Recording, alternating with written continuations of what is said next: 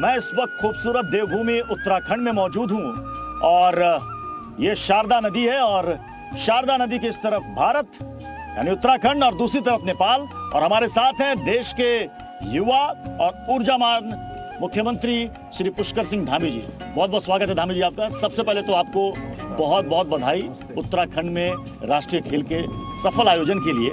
और जिस शारदा नदी में भी हम लोग हैं, राफ्टिंग भी यहाँ पर हो रही है। शायद राष्ट्रीय गेम में, राष्ट्रीय खेल में पहली बार इंट्रोड्यूस किया गया है इस राफ्टिंग को। मैं सबसे पहले तो आदरणीय प्रधानमंत्री जी का धन्यवाद करता हूं। उनको बहुत देवभूमि उत्तराखंड के सभी लोगों की ओर से उनको बहुत दिल से उनका अभिनंदन भी करता हूं कि उन्होंने हम लोगों को देवभूमि उत्तराखंड को इस बार 38वें राष्ट्रीय खेलों की मेज़बानी का अवसर दिया। और निश्चित रूप से ये राफ्टिंग प्रतियोगिता हो रही है, मलखम्ब की प्रतियोगिता हो रही है और एक स्थान पर नहीं 11 स्थानों पर ये कार्यक्रम हो रहे हैं हमारे। और इसमें नए नए डेस्टिनेशन आज पूरे देश के सामने आ रहे हैं। जैसे ये जो आप देख रहे हैं, इधर नेपाल है, इधर उत्तराखंड है, भारत है हमारा। बीच में महाकाली और सरयू नदी, शारदा नदी है, शारदा है। तो ऐसे डेस्टिनेशन मेरे ख्याल से आप भी पहली बार आए होंगे यहाँ। बिल्कुल, मैं पहली बार आया और मैं देखकर मैं क्या यहाँ पर कि क्या जंगल में मंगल है। देखिए इतनी खूबसूरती, इतनी खूबसूरती। वाह, कैसे हैं? आंध्र प्रदेश से। अच्छा लगा? चलिए, कब से आए थे यहाँ? चलिए, बहुत अच्छा। नमस्ते सबको, नमस्ते, सबका स्वागत है। चलिए, बहुत बढ़िया। यहाँ बहुत अच्छा लगा था। उत्तराखंड सरकार ने अपने और बहुत सहयोग किया। बहुत धन्यवाद। चलिए, आप सब लोग आए, बड़ा अच्छा हुआ, हमें भी अच्छा लगा। अरेंजमेंट बढ़िया किया था सब। अच्छा, अरेंजमेंट अच्छा था। चलिए चलिए, खाना वाना ठीक मिला ना सब? है, कोई परेशानी तो नहीं हुई? चलिए ठीक है, थैंक यू, धन्यवाद। आप कर्नाटका से हैं? आप लोग आंध्रा से? अच्छा अच्छा, नमस्ते। ये तो हमारी टीम लग रही है। कैसे हैं आप? हाँ, ठीक है। चलो, बहुत अच्छा। अच्छा, ये आपका विधानसभा क्षेत्र भी है और मतलब राष्ट्रीय गेम में वाटर राफ्टिंग को इंट्रोड्यूस कराना, इसमें लोग कहते हैं आपकी भी बहुत बड़ी भूमिका है, इंपॉर्टेंट रोल है, क्रेडिट आपको जाता है। इस जगह का चुनाव क्यों? नहीं, ये जगह देखिए बहुत रमणीक जगह है।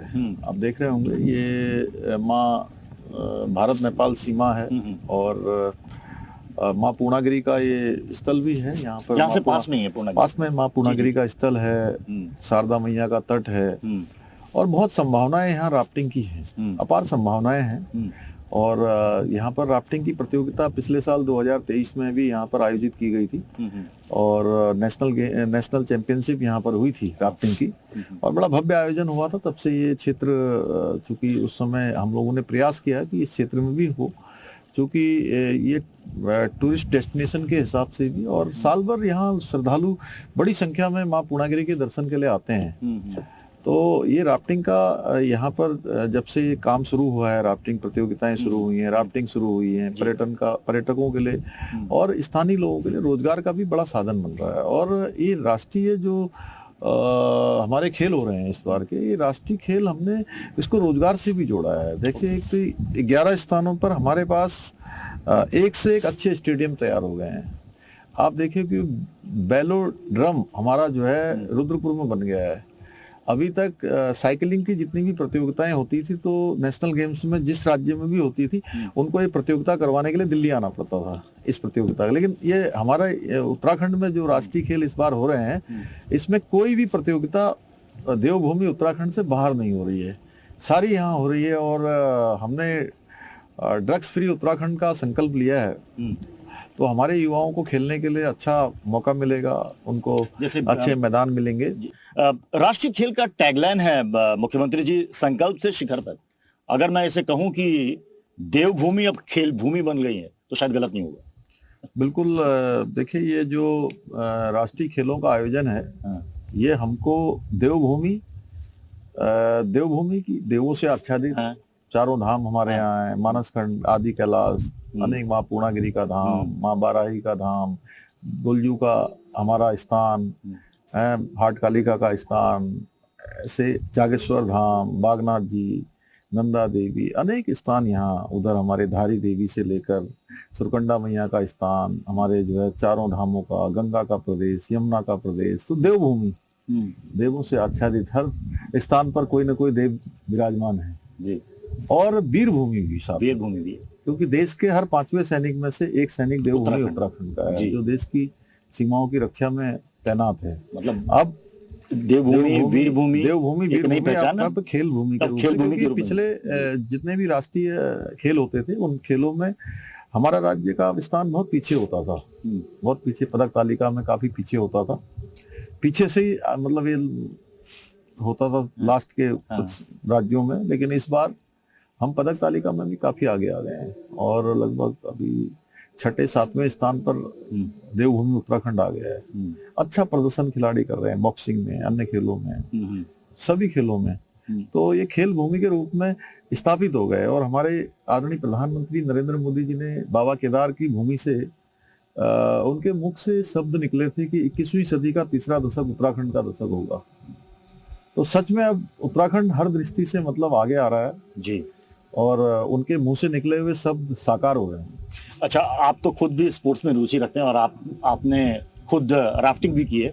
ये कितने लंबे स्ट्रेच में आपने राफ्टिंग की है? इसी टनकपुर में ये आपने की है? लगभग 10 किलोमीटर के आसपास का 10 किलोमीटर? हाँ, 10 से 11 या 10 के आसपास का। अच्छा, हमने देखा, आप राफ्टिंग की भी तस्वीरें आपके देखी हैं, साइकिलिंग की भी देखी है, शूटिंग की भी देखी है। आपका सबसे पसंदीदा स्पोर्ट्स क्या है? देखिए, मैं क्रिकेट भी खेलता था, मैं बैडमिंटन, फुटबॉल और तैराकी मैंने बहुत करी है। ये शारदा मैया के साथ खेलते खेलते, इसमें नहाते नहाते मैं बड़ा हुआ।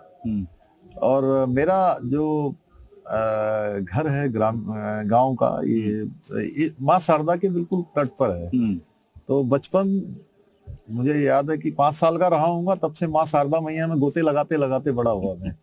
और 1 घंटा 2 घंटा नहीं गोते लगाते थे, कम से कम 6-7 घंटे तक, शाम तक। अभी जैसे ये भगवान सूर्यदेव अभी 1-1.5 घंटे रहेंगे ना, जब तक ये नहीं चले जाते थे तब तक हम स्कूल से आने के बाद अपना बस्ता रखा अपना और बिल्कुल ड्राइव मारते थे इसमें। अच्छा। और कई बार शारदा मैया को आर पार करते थे। अच्छा, यहाँ दिन में, हाँ, दिन में कई बार, वो छोटे से थे। मतलब एक अच्छे तैराक है आप? हाँ, तैराकी में, इसलिए राफ्टिंग में चूंकि मेरे को कोई वो नहीं है, मैं तो ये भी नहीं पहनता हूँ इसमें। अच्छा, हाँ, लेकिन अब ये है कि अब आप लोगों का वो है तो। आपने कहा कि माँ शारदा की गोद में आपने यहाँ पर खूब खेला, खूब तैराकी भी आपने यहीं पर सीखी। आपका ड्रीम प्रोजेक्ट है शारदा प्रोजेक्ट, जरा उसके बारे में बताइए कि क्या है वो प्रोजेक्ट और वो कैसे इस पूरे इलाके को कैसे वो विकसित करेगा? देखिए, एक तो माँ शारदा जो है हर दृष्टि से पूजन की वो है, आचमन करते हैं। और मैं तो माँ शारदा के सानिध्य में रहकर ही बड़ा हुआ, बचपन मेरा इसी में बीता। माँ शारदा की कृपा है आज मैं जो भी काम कर पा रहा हूँ।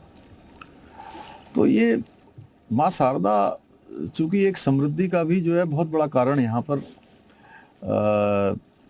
माँ शारदा के कारण से यहाँ से लेकर उत्तर प्रदेश के अनेक जिलों में सिंचाई होती है, जल जीवन दोनों मिलता है।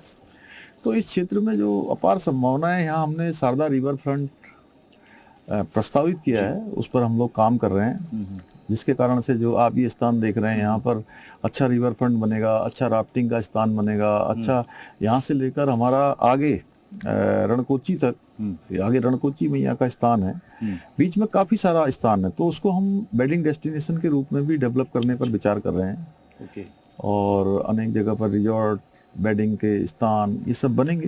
तो इस क्षेत्र के लोगों को लिए एक समृद्धि का कारण बनेगा, रोजगार का कारण बनेगा, लोगों की आर्थिकी बढ़ेगी, राज्य की भी आर्थिकी बढ़ेगी। और ये स्थान जो है जंगल में मंगल जैसा होगा। अच्छा, जैसे उत्तराखंड में लोग आते हैं, जैसे ऋषिकेश या हरिद्वार, उनको लगता है कि शायद जैसे वाटर स्पोर्ट्स के लिए वो जगह है।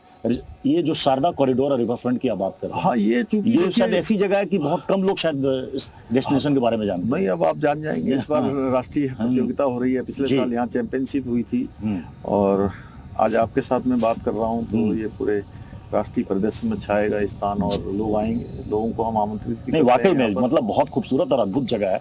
और एक तरफ तो खेलों का ये महाकुंभ चल रहा है, दूसरी तरफ प्रयागराज में आस्था का महाकुंभ चल रहा है, और आपने वहां पर पूरे परिवार के साथ डुबकी भी लगाई। कैसा अनुभव रहा? नहीं, बहुत अच्छा अनुभव रहा, और बहुत करोड़ों करोड़ों की संख्या में वहाँ पर भक्त आ रहे हैं, श्रद्धालु आ रहे हैं। उत्तर प्रदेश की सरकार ने, आदरणीय योगी आदित्यनाथ जी की सरकार ने बहुत अच्छा वहाँ पर इंतजाम किया हुआ है, क्योंकि इतना बड़े महाकुंभ की व्यवस्था करना तो कठिन काम है, लेकिन उसके बावजूद भी अच्छा है। और उससे हम लोग हरिद्वार में भी हमारे यहाँ कुंभ प्रस्तावित है 2027 में, जी। तो उसका भी हम लोग ठीक से आकलन कर रहे हैं कि सभी प्रकार से हम जो है यहाँ भी अच्छी व्यवस्थाएं करें आने वाले समय में। और बड़ा अच्छा था, मैं स्वयं गया था, अपनी माता जी को ले गया था, बच्चों को भी ले गया था, और सभी ने स्नान किया, महाकुंभ में स्नान किया, और सच में आनंद की अनुभूति हुई। और माँ गंगा तो 27 के लिए भी से तैयारी है जो अगला कुंभ उत्तराखंड में हरिद्वार में तैयारी करेंगे, क्योंकि हमारे यहाँ की चुनौतियाँ थोड़ा अलग हैं, और उसको भव्य बनाना है, अच्छा बनाना है, लोगों के लिए आसान बनाना है, लोगों की सुविधा के अनुरूप बनाना है। आदरणीय प्रधानमंत्री जी की जो कल्पना है, उस कल्पना के अनुसार हमको काम करना है। जी।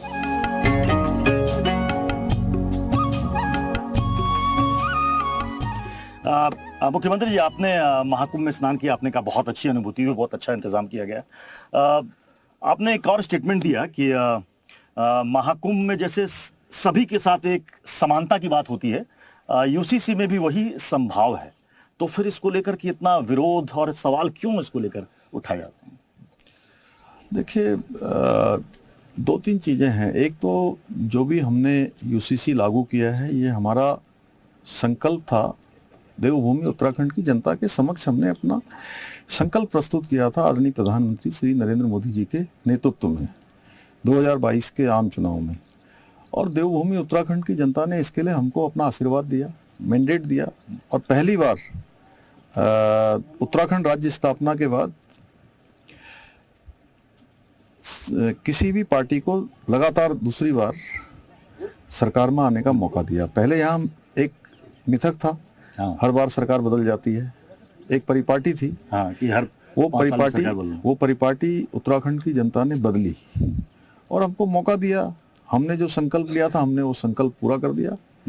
अगर वायदा कहते हैं तो हमने वायदा पूरा कर दिया। और दूसरा, भारत के संविधान के अनुच्छेद 44 में इस बात का प्रावधान बाबा साहब अम्बेडकर और अन्य जो संविधान बनाने वाले लोग थे, उन्होंने प्रावधान किया है कि देश के अंदर, प्रदेशों के अंदर समान नागरिक संहिता होनी चाहिए।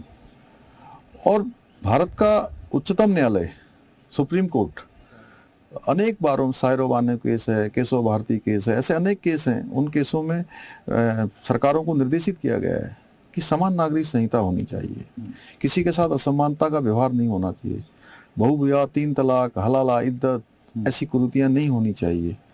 देखिए, दिल्ली में 2022 में एक बहुत चर्चित केस हुआ था, श्रद्धा बालकर और आपताब, ये दोनों साथ में रहते थे।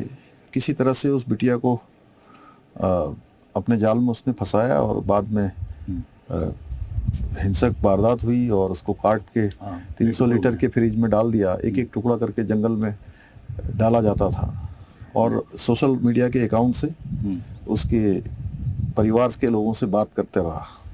बहुत दिनों तक पता ही नहीं लगा। हमने इसमें ये भी प्रावधान किया है। हम देखिए, अभी लोग कुछ चीज़ों पर थोड़ा सवाल खड़े करते हैं कि लिव इन रिलेशनशिप, इसमें माननीय सुप्रीम कोर्ट ने, अन्य लोगों ने, हम लोकतांत्रिक मूल्यों पर विश्वास रखते हैं, हमारी संस्कृति का हिस्सा नहीं है, लेकिन जो बच्चे इसमें रहते हैं उनकी सुरक्षा सबसे पहले होनी चाहिए। इसलिए हमने प्रावधान किया कि उनके माता पिता को भी इसकी जानकारी होनी चाहिए और हमारे पास भी कोई ना कोई इसका एक वो होना चाहिए, जिससे कि कोई भी आपताब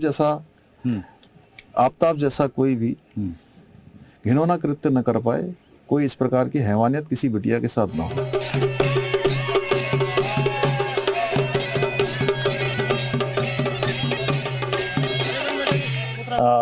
मुख्यमंत्री धामी जी, अभी हम यूसीसी की चर्चा कर ही रहे थे।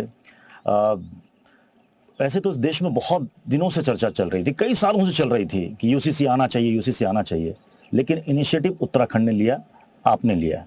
तो आपको लगा नहीं कि ये इतना विवादित मसला है, मैं लेकर आऊंगा, न जाने कितनी अड़चने आएंगी? आपको नहीं लगा कि ये बहुत बड़ी चुनौती मैंने ले ली? देखिए, आदरणीय प्रधानमंत्री नरेंद्र मोदी जी के नेतृत्व में देश के अंदर हर चुनौतीपूर्ण जो भी विषय रहे हैं उन पर निर्णय लिया जा रहा है, चाहे वो धारा 370 समाप्त होनी हो या 3 तलाक का कानून बनाना हो, सीए का कानून लाना हो, भगवान राम का भव्य मंदिर बनना हो। ये यूसीसी का इनिशिएटिव भी आदरणीय प्रधानमंत्री जी की प्रेरणा से हमने यहाँ लिया है और ये यूसीसी की गंगा देवभूमि उत्तराखंड से निकली है। जैसे माँ शारदा जा रही है, माँ गंगा जा रही है, यमुना जा रही है, सबको जल जीवन दे रही हैं, तो उसी प्रकार से देवभूमि उत्तराखंड से निकली हुई ये यहाँ से इनिशिएटिव लिया, अब गुजरात में भी शुरुआत हो रही है। ये गंगोत्री पूरे देश में जाएगी। गुजरात में शुरू कर दिया है और अन्य राज्य भी इस दिशा में आगे बढ़ेंगे। लिव इन रिलेशन पर हम बात कर रहे थे कि लिव इन रिलेशन को लेकर के विपक्ष ये कह रहा है कि साहब, और कुछ लोग हैं जो कि इस बात को उठा रहे हैं कि लिव इन रिलेशन ये संस्कृति के खिलाफ है, फिर उसमें एक फॉर्म है जो बड़ा जटिल है, ये निजता के खिलाफ है। तो इसको लेके क्या कुछ भ्रम की स्थिति है, संशय की स्थिति है, या क्या है? कोई भ्रम की स्थिति नहीं है। देखिए, ये हमारी संस्कृति का हिस्सा नहीं है। हाँ। लेकिन हम लोकतांत्रिक मूल्यों पर विश्वास करने वाले लोग हैं और दुनिया का सबसे बड़ा लोकतंत्र हमारा देश है, भारत है। हमारे प्रधानमंत्री मोदी जी के नेतृत्व में लोकतंत्र और मजबूत हो रहा है। दुनिया के अंदर हमारी साख बढ़ रही है, दुनिया के अंदर हमारी पहचान बढ़ रही है, लोग हमको मान्यता दे रहे हैं, हमारे ऊपर विश्वास कर रहे हैं। चाहे कोई कालखंड हो, कोरोना के कालखंड में भी लोगों ने देखा, आपदाएं हैं, भूकंप हैं, दुनिया के देशों को जो हम मदद कर रहे हैं, तो भारत के प्रति लोगों का एक विश्वास बढ़ रहा है।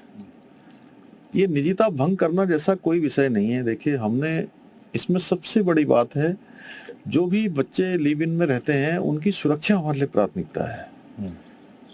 कई हिंसक घटनाएं समय समय पर सामने आई हैं। साथ में रहते हुए संबंध अच्छे होते हैं, लेकिन खराब कब हो जाते हैं ये भी पता नहीं लगता है। श्रद्धा वाला आपने एक आपदा इंसिडेंट बताया, और श्रद्धा बालकर का जो चर्चित केस था दिल्ली में, बहुत जघन्य घटना हुई थी। वो इस प्रकार की दुर्घटनाएं, इस प्रकार की घटनाएं न हो, माता पिता को जीवन भर अपने बच्चों के बिना रोना और पछताने के सिवा कुछ न रहे। इसलिए जरूरी है कि उनको उनकी जानकारी में होगा। लेकिन हरीश रावत कहते हैं कि एक तरफ तो आप कहते हैं कि लव जिहाद के खिलाफ हैं, दूसरी तरफ आप कानूनी मान्यता दे रहे हैं और उनको अनुमति दे रहे हैं। देखिए, ये मैंने पहले ही कहा कि हम लोकतांत्रिक मूल्यों पर विश्वास रखने वाले हैं और दूसरी तरफ हमारे लिए चूंकि माननीय न्यायालय ने भी कई बार इस पर निर्णय दिए हैं और हमारी संस्कृति का हिस्सा नहीं है, मैं पहले ही कह चुका हूँ, उसके बावजूद भी ये देश के अंदर अनेक स्थानों पर अनेक घटनाएं सामने आई हैं। उस प्रकार की घटनाओं की पुनरावृत्ति न हो जी, इसलिए हमने जो है इसमें ये प्रावधान किया है कि वो फॉर्म भरें, उसकी जानकारी मिले। वो कोई बहुत कठिन भी नहीं है, बहुत जटिल भी नहीं है, बहुत आसान फॉर्म है। उनके माता पिता को केवल जानकारी होगी कि मेरे बच्चे कहाँ हैं और प्रशासन को ही पता होगा। उसको हम कोई प्रकाशित नहीं करने वाले हैं, न किसी को बताने वाले हैं, केवल उनकी सुरक्षा हमारे लिए प्राथमिकता है। ओके, इसमें क्या कुछ ऐसा भी प्रावधान है कि अगर उसमें कपल में से कोई अगर एक जनजातीय समुदाय से है तो शायद उसके लिए रजिस्ट्रेशन जरूरी नहीं है?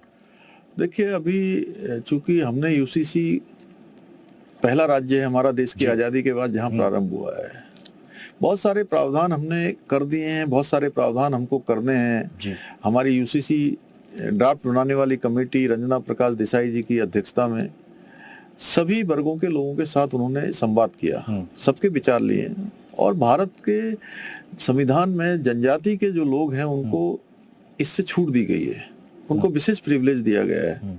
तो भारत का संविधान जो कहता है हम उसके अनुरूप काम करते हैं। अच्छा, आप अक्सर कहते हैं कि लव जिहाद के अगर मामले सामने आते हैं तो सरकार उनसे सख्ती से निपटेगी। बीच में बाहरियों के प्रवेश, आपराधिक पृष्ठभूमि को भी लेकर मसला उठा। आपने कहा कि अगर ऐसे लोग आते हैं तो उनकी जगह उत्तराखंड में नहीं है, उनका पहले सत्यापन कराया जाएगा।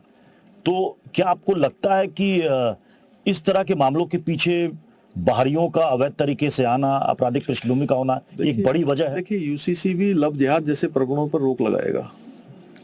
पहचान कोई छिपा नहीं पाएगा अपनी, धोखेबाजी नहीं कर पाएगा, अपनी असली पहचान बनाकर सामने आएगा। दूसरी बात, बाहरी और रोहिंग्या, यहाँ पर बांग्लादेशी आपराधिक तत्व जो अपनी पहचान छुपाकर जो है तमाम प्रकार के अपराधों को अंजाम देते थे, उनके खिलाफ हमने कार्रवाई की है। वो हमारी कार्रवाई हमारे अभियान का हिस्सा है। अतिक्रमण हटाने का अभियान हमने देवभूमि में चलाया है। हमने दंगा रोकने के लिए दंगा रोधी कानून बनाया है। धर्मांतरण रोकने के लिए हमने धर्मांतरण रोधी कानून बनाया है। ये देवभूमि का देखिए एक स्वरूप है, मूल स्वरूप है। आप यहाँ हैं, देख रहे हैं, पूरे देश दुनिया के लोग देवभूमि को एक अलग प्रकार के भाव से देखते हैं। और हम जहाँ बैठे हैं और यहाँ से कुछ दूरी के फासले पर शक्तिपीठ है पूर्णागिरी, और आपने बताया कि शारदा जो प्रोजेक्ट है, आपने कहा कि श्रद्धालु शायद आते हैं रिकॉर्ड संख्या में। हाँ, चैत्र नवरात्र के समय, होली के दिन से मेला शुरू हो जाता है। माँ के तब तो ज्यादा दिन बाकी भी नहीं, दर्शन प्रारंभ हो जाते हैं, जल्दी ही प्रारंभ हो जाएगा होली से जो है। तो इस प्रोजेक्ट में क्या उनके लिए भी रहने ठहरने की व्यवस्था, होटल्स वगैरह सारी सभी सुविधाएं? प्रकार के अच्छे रास्ते बनेंगे, अच्छे होटल बनेंगे, अच्छे स्थान बनेंगे, अच्छे सड़क बनेंगे, अच्छे उनके लिए घाट बनेंगे, विश्राम के लिए जो है विश्राम गृह बनेंगे। सभी प्रकार की, कुछ हम लोग पीपीपी मोड में भी कुछ लोगों को लाएंगे जो आकर अच्छे यहाँ पर अपने एस्टेब्लिशमेंट करें। खाका तैयार हो गया है? हाँ, उस पर हमारा काम चल रहा है बहुत तेजी से। अभी हमारा काम आगे बढ़ा है और वो निश्चित रूप से इस पूरे क्षेत्र के लिए एक बहुत बड़ा समृद्धि का कारण बनेगा। वो तो ये माना जाए कि पूरे इधर चंपावत में आने वाले 5 से 10 सालों के बाद लोग आएंगे तो एक कॉरिडोर बना हुआ देखेंगे। हाँ, हम प्रयास कर रहे हैं माँ पूर्णागिरी के कृपा से और हमारे प्रधानमंत्री जी के आशीर्वाद से इस पर जरूर आगे बढ़ेगा। और ये राज्य का सीमांत क्षेत्र भारत का अंतिम क्षेत्र में नहीं कहूंगा, क्योंकि आदरणीय प्रधानमंत्री जी ने उत्तराखंड प्रवास पर हमारा जो चमोली जनपद का, जिसको अंतिम गांव माड़ा गांव कहते थे, माड़ा गांव को कहा कि अब ये देश का पहला गांव होगा और इसके जैसे जितने भी गांव हैं जी, वो भी पहले गांव होंगे। जैसे आप ये जो गांव है उचोली कोट ग्राम सभा के आसपास हैं आप, चंपावत जिले का उचोली कोट ग्राम सभा और इसके आसपास का क्षेत्र, ये भारत का पहले अंतिम गांव होता था। भारत का ये पहला गांव है। भारत के पहले गांव से ये समृद्धि के द्वार खुलेंगे, समृद्धि आएगी, यहाँ रोजगार आएगा, हमारी माताओं बहनों को रोजगार करने के साधन मिलेंगे, उनकी आर्थिकी बढ़ेगी, उनको काम मिलेगा। अच्छा, एक मतलब समस्या ये होती है कि रिसोर्सेज का बहुत ही सीमित होना। रोजगार के लिए आपको क्या लगता है कि सभी को सरकारी नौकरी मिल जाए, ये पॉसिबल नहीं है, लेकिन कुछ और जिससे कि कम से कम उनका परिवार चल सके? उत्तराखंड में आपको क्या वो नजर आता है कि कौन कौन से ऐसे एरियाज हैं जो कि अभी तक एक्सप्लोर नहीं किए गए हैं जिससे लोगों को रोजगार मिल सके? देखिए, बहुत सारे स्थान अभी हमारे यहाँ पर जब लोग डेस्टिनेशन की बात करते हैं तो मैं उनसे कहता हूँ कि उत्तराखंड के आप कुछ डेस्टिनेशनों की बात नहीं करिए। उत्तराखंड में जहाँ जाएंगे आपको एक न एक डेस्टिनेशन दिखाई देगा। जिस तरफ को चले जाएंगे आपको, जैसे मैं यही देख रहा हूँ, उदाहरण है आपके सामने, आपको मतलब दिख रहा है ना कि डेस्टिनेशन हो गया एक, ये डेस्टिनेशन बन जाएगा अब आने वाले टाइम में। ऐसे सैकड़ों अनगिनत डेस्टिनेशन है और अपार संभावनाएं हैं। जैसे हॉर्टिकल्चर में हमारे यहाँ एप्पल मिशन हमने शुरू किया है, अच्छी सेब की खेती की जा रही है। हमने कीवी मिशन शुरू किया है, बहुत शानदार कीवी की खेती हो रही है। अच्छा। और बागेश्वर जनपद में लीती और सामा जैसी जो घाटियां हैं, उन घाटियों में अच्छी खेती, शानदार खेती हो रही है। माल्टा है हमारे यहाँ पर, संतरे हैं, इनकी अपार संभावनाएं जी अभी। और होम स्टे, ये हमारे यहाँ पर जो है एक बहुत बड़ा राज्य की आर्थिकी का साधन बन रहा है। महिलाओं के द्वारा जो उत्पाद बनाए जा रहे हैं, वो उत्पाद इतने अच्छे हैं कि बहुत बार तो उनके हाथों के बनाए हुए, चाहे सिलाई के हों, चाहे खाने के हों, चाहे वो अचार बनाती हों, चाहे वो हमारे यहाँ का फूड जैम है, नमक, आपको नून यहाँ का पिसा हुआ मिलेगा। आप उसके साथ मतलब रोटी खाएंगे तो आपको लाजवाब स्वाद मिलेगा। मैंने खाई है। तो ऐसे हमारे यहाँ पर जो महिलाएं बनाती हैं वो बहुत बार तो बड़ी बड़ी बहुराष्ट्रीय कंपनियों से भी अच्छा बनाती हैं। ये होम स्टे की बात आपने की, होम स्टे पर तो आपकी सरकार और आप काम कर रहे हैं। इस बार के बजट में भी होम स्टे पर काफी फोकस किया गया है, तो उसको लेकर आपको उत्तराखंड में कितनी संभावनाएं आपको दिख रही हैं कि इससे सीधे कनेक्ट होगा लोगों के रोजगार का? और अगर कोई होम स्टे में बढ़ना चाहता है तो सरकार की तरफ से क्या सब्सिडी, क्या सुविधा उनको मिलेगी? सरकार की ओर से हम लगातार प्रोत्साहित कर रहे हैं, हम ऋण की व्यवस्था भी दे रहे हैं, हम सब्सिडी की व्यवस्था भी कर रहे हैं, होम स्टे में भी कर रहे हैं, कृषि के क्षेत्र में काम करने वालों को भी कर रहे हैं, स्वयं सहायता समूह जो है उनको 3 लाख तक का हम ऋण दे रहे हैं महिलाओं के जो हैं। और ये देखिए, ये आने वाले समय में हमारे लिए गेम चेंजर साबित होने वाले हैं, क्योंकि हमारी जो महिलाएं हैं वो बहुत परिश्रमी हैं, कोई कौशल की उनके अंदर कमी नहीं है। और अभी तक 1 लाख दीदियां, हमारी 1 लाख बहनें अभी तक लखपति दीदी बन चुकी हैं और छोटे छोटे स्थानों पर काम करके अपना भी रोजगार कर रही हैं, अन्य लोगों को भी रोजगार दे रही हैं। हम भी उनका प्रोत्साहन कर रहे हैं। हमने प्रत्येक जिले में अभी पिछले 2023 और 24 में हर जिले में हमने मातृशक्ति बंधन का कार्यक्रम किया था, मातृशक्ति को प्रोत्साहित करने के लिए। और हजारों हजार की संख्या में मातृशक्ति ने जितने उत्पाद बनाती हैं उनके पूरी प्रदर्शनी लगाई, उनका जो है लोगों को एक दिखाया कि वो क्या क्या बना सकती हैं, और उनकी शक्ति भी, एक सशक्तिकरण भी हुआ, एक जगह पर एकत्रीकरण भी हुआ, और तेजी से एक अतिक्रमण एक बड़ी समस्या यहाँ पर देखने को मिली और आपने अतिक्रमण के खिलाफ कार्रवाई भी की। ऐसे तो ये शांत प्रदेश माना जाता है, लेकिन आप यहाँ पर भी बुलडोजर काफी गरजा और कई जगह अवैध कब्जा हटाया गया। जो भू कानून की बात हो रही है, वो भू कानून आने से क्या ये सब कुछ खत्म हो जाएगा? अवैध कब्जा, अतिक्रमण एक सोची समझी एक साजिश थी जो देवभूमि के मूल स्वरूप को खराब कर रही थी, इसलिए अतिक्रमण हमने हटाया है ये अभियान। और जो गैर कानूनी कब्जे हैं उन कब्जों को भी हटाया है, क्योंकि देवभूमि का जो स्वरूप है वो खराब नहीं होना चाहिए, मूल स्वरूप यहाँ का बना रहना चाहिए। और भू कानून भी चूंकि उसका भी दुरुपयोग हुआ है, जो पहले से भी कानून लागू है, तो उसकी हमने समीक्षा की। बहुत सारे मामलों में आज जो जिन्होंने भू कानून का उल्लंघन किया है उनकी जमीनें सरकार में निहित हुई हैं। आगे हम इसमें और प्रावधान भविष्य में करने वाले हैं।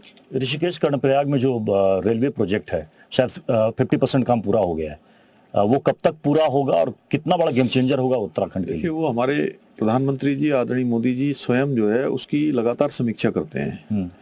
125 किलोमीटर की लंबी रेल लाइन का काम है और जिसमें से लगभग 100 किलोमीटर टनल के अंदर है।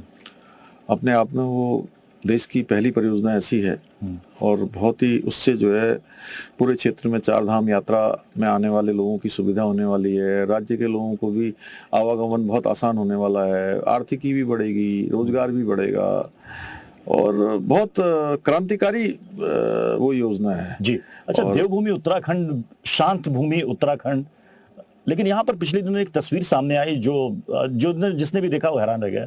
रुड़की वाली घटना जहाँ पर एक पूर्व विधायक फायरिंग कर रहे हैं, वर्तमान विधायक पिस्तौल लेके भाग रहा है। आपको लगता नहीं कि एक लॉ एंड ऑर्डर के लिए एक बड़ी चुनौती वाली स्थिति है? क्योंकि सोशल मीडिया में कहा गया कि ये देखिए गैंग ऑफ खानपुर।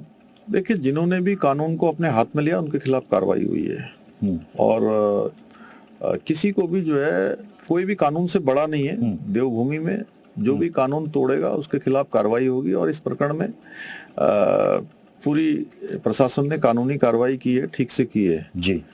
और सख्ती से सबको संदेश भी दिया है कि इस प्रकार की घटनाओं की पुनरावृत्ति होगी तो किसी भी कीमत पर जो है किसी को भी इसमें छोड़ा नहीं जाएगा। अब उत्तराखंड रजत वर्ष में प्रवेश कर रहा है, कर चुका है, कहें क्योंकि 25वें साल में प्रवेश कर चुका है। तो संकल्प से शिखर तक, ये तो राष्ट्रीय खेल का ये टैगलाइन है। तो आपके सामने क्या लगता है कि कौन सा ऐसा संकल्प है जिसको प्राथमिकता पे सबसे पहले आप पूरा करना चाहते हैं उत्तराखंड के लिए? देखिए, हम 25वें साल में हम प्रवेश कर गए हैं। हमने सबसे पहले तो ये कहा था कि इस बार देवभूमि के लोगों से कि हम 3 काम करेंगे। पहला काम हमने कहा था देवभूमि के लोग मिलकर जो है ट्रिपल इंजन की सरकार निकायों में बनाएंगे। देवभूमि के लोगों ने वो काम पूरा कर दिया। दूसरा हमने कहा था हम यूसीसी 2025 में लागू कर देंगे, वो लागू कर दिया। तीसरा हमने कहा था राष्ट्रीय खेलों का आयोजन हमारा यहाँ संपन्न हुआ और उस राष्ट्रीय आयोजन से, उस खेलों के आयोजन से देवभूमि, वीरभूमि हमारी खेल भूमि के रूप में भी स्थापित होगी। तो उस दिशा में हम आगे बढ़ गए हैं, लेकिन हमको ये 25वां साल हमारा उपलब्धियों भरा साल हो, हमें और बहुत काम करना है, बहुत सारे क्षेत्रों में आगे बढ़ना है। कोई एक क्षेत्र नहीं है, सभी क्षेत्रों में हम एक मॉडल के रूप में आए। आज बहुत सारे जो भी हम फैसले ले रहे हैं, बहुत सारे जो विकास के मानदंड स्थापित कर रहे हैं, वो हमारे पूरे सबके लिए एक बेस्ट प्रैक्टिस के रूप में आ रहे हैं। जैसे इस वर्ष नीति आयोग भारत सरकार का जो सतत विकास के लक्ष्यों को प्राप्त करने का इंडेक्स है, उस इंडेक्स में देवभूमि उत्तराखंड पहले पायदान पर है पूरे देश में। बेरोजगारी दर में हमने 4.4% की कमी लाकर हमने रोजगार देने के मामले में भी हम आगे बढ़े हैं, और जो राष्ट्रीय औसत है उसको भी हमने थोड़ा पीछे छोड़ा है। निवेश के मामले में भी हमारा अच्छा निवेश यहाँ आ रहा है, स्टार्टअप हो या ईज ऑफ डूइंग हो, इन सभी में हमने जो हमारी पहले ये रैंकिंग अचीवर्स की होती थी, आज हम लीडर्स की श्रेणी में आ गए हैं। हमारी जो कर्तव्य पथ पर झांकी लगती हैं, उसमें भी हमारा नाम जो है देश के 1, 2, 3 स्थानों पर हमेशा आता है। कभी पहले पर आता है, कभी दूसरे पर आता है। इस वर्ष भी दूसरे तीसरे स्थान पर हम रहे हैं। तो आज देवभूमि उत्तराखंड के अंदर एक माहौल बना है। आज हमारे प्रवासी भी जो पूरी दुनिया के अंदर अच्छे अच्छे स्थानों पर हैं, उन्होंने बड़ा अपनी मेहनत से, परिश्रम से, अपने कौशल से, स्किल से अपना एक स्थान बनाया है। वो भी देवभूमि में आकर देवभूमि के विकास में अपना योगदान दे रहे हैं। देश भर के अंदर अनेक अनेक स्थानों पर, चाहे वो इंडस्ट्री के क्षेत्र में हो या सेवा सेक्टर में हो, व्यापार के क्षेत्र में हो, सामाजिक क्षेत्र में हो, बड़ा स्थान जहाँ भी देवभूमि के लोग हैं, रहते हैं, उनको हम साथ हैं उनको, और एक देश के अंदर राष्ट्रीय स्तर पर उनको भी बुला रहे हैं। कुल मिलाकर यह है कि नवाचार हम कर रहे हैं, लगातार नवाचार को हम बढ़ावा दे रहे हैं, नए नए डेस्टिनेशन की खोज कर रहे हैं। तो ये हमारे राज्य की समृद्धि के कारण बनेंगे, और आने वाले समय में 10 सालों में देवभूमि उत्तराखंड तेजी से आगे बढ़ेगी। तो वो हमारा वही स्लोगन है, संकल्प से शिखर तक। चलिए, अब हमारी तरफ से आपको ढेर सारी शुभकामनाएं कि जो संकल्प आपने लिए हैं वो संकल्प पूरे हो और उत्तराखंड जो है वो शिखर तक पहुंचे। बहुत बहुत धन्यवाद, बहुत बहुत धन्यवाद, बहुत धन्यवाद बात करने के लिए।